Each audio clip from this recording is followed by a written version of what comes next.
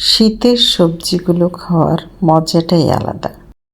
আজকে আমি কিছু বাটা মাছ নিয়েছি। বাটা মাছ দিয়ে সিম, বেগুন, আলু, মূলা সব কিছু দিয়ে একটি মিক্সড ভেজিটেবল রান্না করব। বাটা মাছগুলো ধুয়ে পরিষ্কার করে নিয়েছি। এখন সেগুলোর মধ্যে হলুদ, মরিচের গুঁড়া আর লবণ দিয়ে ভালো করে ডলে ডলে মেখে নেব।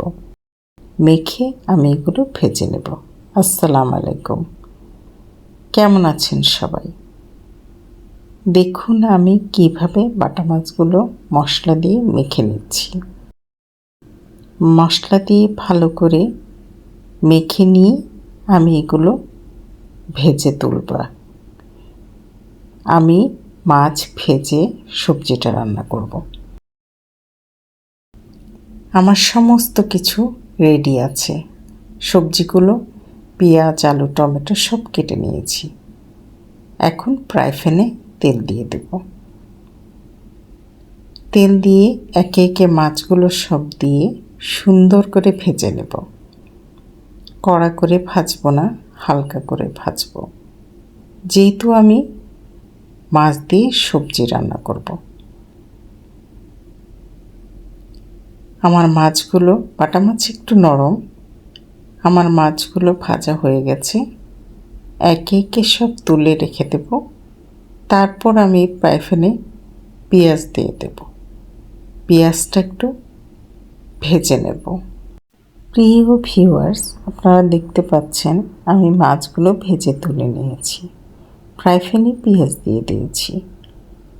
পেঁয়াজটা একটু ভালো করে ভেজে নিয়ে আমি একদম তাজা আদা রসুনের পেস্ট করেছি, সেই আদার বাটিটা ধুয়ে পানি দিয়ে দিলাম। তার মধ্যে হলুদের গুঁড়া, লবণ, মরিচের গুঁড়া এবং রসুনের পেস্ট, আদার পেস্ট সব একে একে দিয়ে দেব।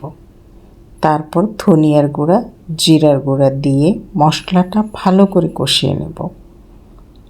যেহেতু আমি সবজি রান্না করব, মশলাটা ভালো করে কষিয়ে নিতে হবে।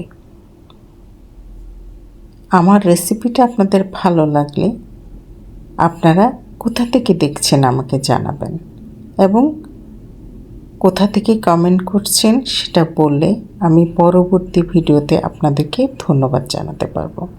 মশলাগুলো ভালো করে কষিয়ে নিয়ে আমি টমেটো দিয়ে কষিয়ে নিয়েছি। তারপর সমস্ত সবজিগুলো একে একে দিয়ে দিলাম। সবজিগুলো এখন মশলার সাথে ভালো করে একটু কষিয়ে নেব। ভালো করে একটু কষিয়ে নিয়ে তারপর আমি কুসুম গরম পানি দিয়ে দিলাম। তারপর কিছু কাঁচামরিচ পরে বিছিয়ে দিয়েছি এবং মাছ ভাজাগুলো সব একে একে দিয়ে দিয়েছি।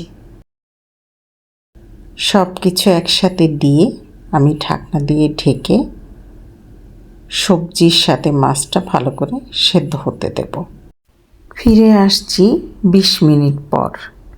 20 মিনিট পর একটু নেড়ে চেড়ে আবার ঢাকনা দিয়ে আরও 10 মিনিট অপেক্ষা করব সবজিটা পুরোপুরি সেদ্ধ হয়ে যাওয়ার জন্য। আমার সবজিটা প্রায় সেদ্ধ হয়ে এসেছে। এখন ঢাকনা খুলে কিছু টমেটো এবং কাঁচামরিচ উপরে বিছিয়ে দেব। দিয়ে আবার ঢাকনা দিয়ে আর 10 মিনিট অপেক্ষা করব টমেটো কাঁচামরিচটা ভালো করে সেদ্ধ হয়ে যাওয়ার জন্য এবং সবজিটা পুরোপুরি ডান হয়ে যায়। আমার সবজিটা অলমোস্ট ডান। একটু ঢাকনা খুলে ধনিয়া পাতা কেটে রেখেছি, সেটা বিছিয়ে দেব। ধনিয়া পাতা দিয়ে আমার সবজিটা হয়ে গেছে রেডি টু সার্ভ। দেখুন সবজিটা কত সুন্দর হয়েছে।